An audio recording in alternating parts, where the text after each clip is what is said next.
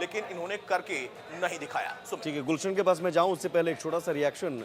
चूंकि इससे पहले चर्चा भी हो रही थी तंवर को लेकर, तंवर की एक बार फिर से वापसी कांग्रेस में, ये एन चुनाव से पहले लगता है कि कहीं ना कहीं वो दलित वोटों को लेकर भी कांग्रेस की स्थिति ऐसी है कि शायद नाराज़गी है।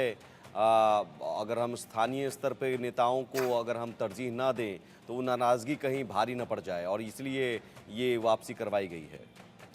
देखिए, इसका दायरा आपके सवाल का थोड़ा सा बढ़ाता हूं। आज एक खबर आती है कि शैलजा का एक बयान चर्चा में है, फिर शैलजा की सोनिया से मुलाकात होती है और फिर खबर आती है कि तंवर अब कांग्रेसी हो गए। कांग्रेस से निकले थे, आम आदमी पार्टी में गए, तृणमूल गए और लौट कर आए बीजेपी में, उसके बाद फिर से कांग्रेसी हो गए।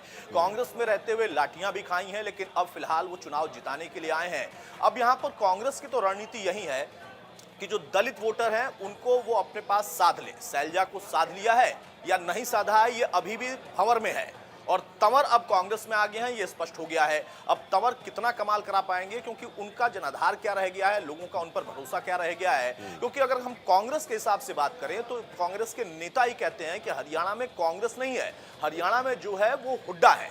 हुड्डा के नाम पर ही कोई लहर भी हो सकती है या जो भी वोट आएंगे उनके नाम पर है।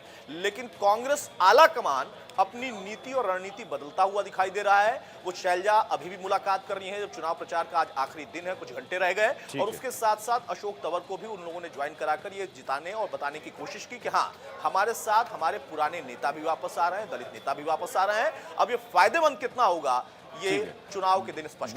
गुलशन, बहुत संक्षेप में, बहुत कम शब्दों में, वक्त कम है, जाति कितना बड़ा फैक्टर है हरियाणा चुनाव में? अब खासतौर पर जाटों का दबदबा रहा है, तो इस बार क्या स्थिति है? देखिए, बिल्कुल हरियाणा में जातिगत फैक्टर बड़ा अहम रोल अदा करता है, क्योंकि अगर हम अलग अलग बेल्ट पर देखें, जीटी रोड बेल्ट पर अलग फैक्टर है, साउथ हरियाणा में अलग फैक्टर है, नॉर्थ में अलग है। तो ये 4 जोन है, ईस्ट वेस्ट साउथ नॉर्थ, अलग अलग फैक्टर है। दक्षिणी हरियाणा की बात करें तो यहाँ पर यादव बेल्ट जो है वो अपना प्रभाव रखती है। और इस बार जैसे 2019 में अगर हम बात करें तो 2019 में भाजपा को इसी अहिरवाल ने ही जिताया था और सरकार बनाई थी।